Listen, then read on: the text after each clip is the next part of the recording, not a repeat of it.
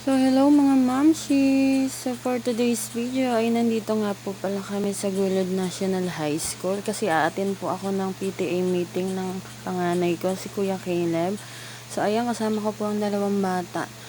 Dito kami sa may kantin. So, ayan po ang kantin nila. Yan din po ang kantin namin. Wala pong nagbago. Color lang yung nagbago.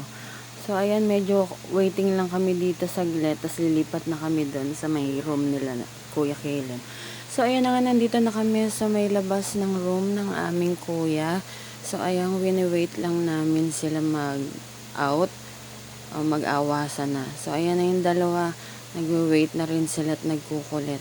Sabi ko kay Gray, huwag siya magpupulat ng kung anong madumi dyan at mahilig yan magaganyan.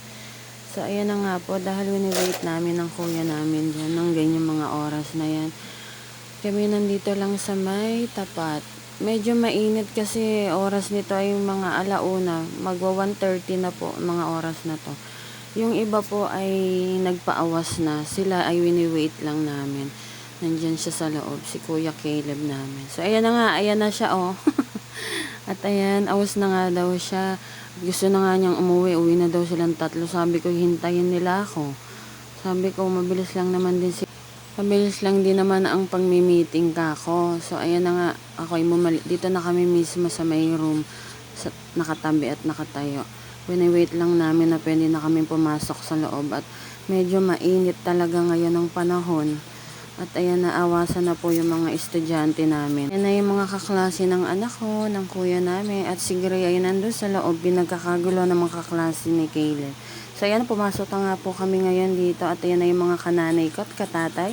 So ayan na nga, nagbabayaran na kami dahil sa aming project na electric fan. So ayan na nga po. Wini-wait lang namin ang aming turn para makapagbigay po ng 50 petot. Ayan na nga po, lista-lista na ang mga mamshi. So, ngayon, ang kuya namin ay nasa labas kasama ni Caleb.